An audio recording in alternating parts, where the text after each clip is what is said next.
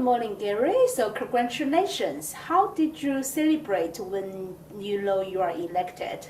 Well, to be quite honest, it was a very quiet celebration. Yeah, just a few drinks with family basically, and that was and a meal, and that was it really. And then the next day, the Sunday, we had our first meeting here at council. Got all the councillors together, and we were into it. Yeah, probably just straight into the business. Yeah. Yeah. Yeah. So what kind of life experience do you have to make you be a good mayor? Well, I think I've been around a while, but I've also had 4 terms on council before becoming mayor, so I've got a pretty good knowledge of the local government sector. But I'm a people's person. I think that's probably my strength, is that I actually do like talking to people, and that's a big part of the mayor's job. And you know, I've taken a lot of interest in politics right through my life. I've always been interested in following politics, so it was sort of just to follow on from that. Yeah. Yeah. Why did you choose to go for mayor during the election? We have had a pretty difficult previous 3 years. A divided community, a divided council over particularly one project, our civic centre project, and I was pretty vocal on how I felt it should go, and I had a group of councillors come to me and suggest that I should consider standing as mayor. I gave it a bit of thought and talked to the family and went for it. What are some of the most significant issues in your city? It's no doubt ageing infrastructure, particularly our water infrastructure. We need to spend a lot of money to get that to where it should be, and that's top of the priority list. We've got the civic centre debate to sort of, we've got to make decisions on that. We've got to make decisions on what we do with the library. But there's a lot of, and a lot of the other council businesses, other mayors will probably tell you, is all about the reforms that the government keep throwing at us, and we've got to keep in line with them as well. So it's going to be a heck of a challenging 3 years. We know that it's going to be really busy. What are these reforms? Well, you've got the likes of the Three Waters reforms, of course, which is huge, and we don't know. Well, at this stage when I'm talking to you, we don't even know where that's going to land. And we don't know what it's going to mean for our ratepayers, whether it's going to mean they pay more or they pay less. We're hearing both sides of the story from all sorts of people. So, yeah, it's a really tricky one, because water is such an important thing in a council's business, and until we get some finality of that, it's difficult, and we've got some big decisions to make on that. What do you hope to achieve in the next 3 years? I would like to. Well, one of the things that I stood on and I'm really passionate about is getting a better relationship with the community. We've and I think it goes through most councils. It's a struggle to be transparent, if you like, or as transparent as the community would like you to be. And that's one of my real aims, and I've spent the first 3 weeks of being in this job, of talking to heaps and heaps of people and organisations just to start that process, that we actually bring the community closer to the council. So that's been a big objective. In terms of the actual work, apart from the water infrastructure, we've got the likes of the civic centre is a huge debate here in Masterton. We're now in a situation where I think we've got a council which is pretty united on the fact that we should build on our current site. But again, the cost is going to be the big factor, and so we've got a lot of decisions to make on that. And also with our library, there was a debate whether the library should be part of the civic centre. I've always argued that it should be on its current site and upgraded there. I've got a council that thinks that way as well, and I think that we'll hopefully move pretty quickly on that over the next few months.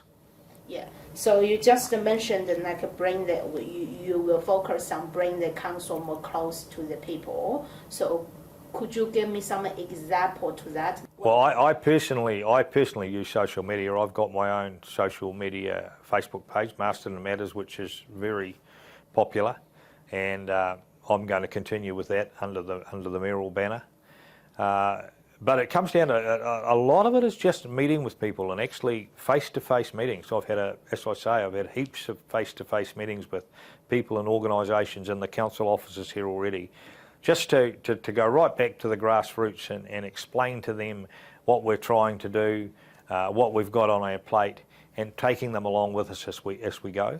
So that's the things you wanted to do in the next 3 years. If you have to choose one thing, what will you choose to focus on? Look, I can't get away from the water infrastructure because we've got a problem here in Masterton when there's heavy rainfall, that there are some properties in Masterton where sewage spills over their front lawns, and that's just not good enough. So it's not a quick fix. It's not something that I can just say we'll have right in a couple of months, and it's very expensive. But we have to start seriously looking at improving that situation, and that's my number one focus. Yes, so water problem. So what do you expect your life will be to become like a mayor? So how do you balance your work and life? I'm absolutely, I'm a sports obsessive, I suppose. Sport's been part of my entire life. So, and at the moment I'm a very keen outdoor bowler, and I want to continue that sort of stuff. So it's going to, and at the moment the first few weeks have shown that's not going to be easy, but I'm determined to balance my life that way. It's certainly going to be different. Coming back into an office again every day makes a change, but I'm very fortunate here in Masterton. We have and I say this seriously, we have a really good council staff, and the staff have been brilliant the way that they've welcomed us in the new council, and they've given us a flying start actually. And I've got a council. I have to say that if I'd hand-picked my council, I would have probably come up with the people I've got. So that's a hell of a good start too. Is that the mayor is your last goal?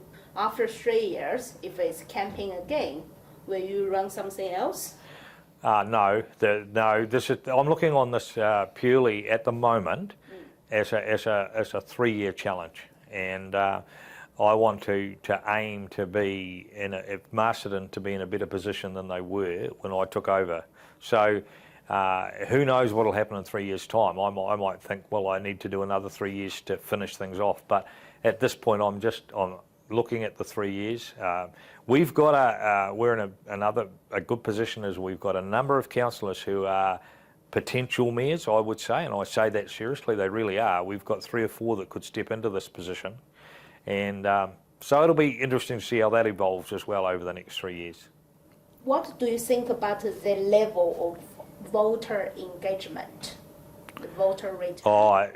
It's been here in Masterton. It was in the high 40s, which I suppose you would say. I think it was above the national average, but it's not good. And that's actually, funnily enough, that's one of the things in 3 years' time. I would like to think that if we've been a successful council, if we've successfully got the community working alongside us, then we should be able to look at the voting figures for the next council and have it above 50%.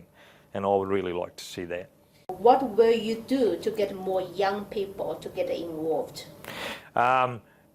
We're going to go out to schools. We'll be talking to schools. We've got a youth council, a strong youth council. But I agree. I think that's something that we need to look at. There is now in the future for local government reforms, there was a move for the voting age to come down to 16. I actually, and that's caused a bit of division amongst people, but I actually see the value in that. I think 16-year-olds nowadays are completely different to 16-year-olds 30 years ago. So, and they face a lot of the challenges that we as adults face. So I see some value in that. Any other thoughts, like you want to let the community know? Just really, I think that the thing that I would stress to the community is that I've got an open door policy. I want them to come and talk to me. I don't mind any time, day or night, of hearing from them. I just think that it's part of the mayor's job, and it's the part of the job that I like. So, yeah, I just want to say to the community, get behind us, and we'll make sure that you're a happy lot of people.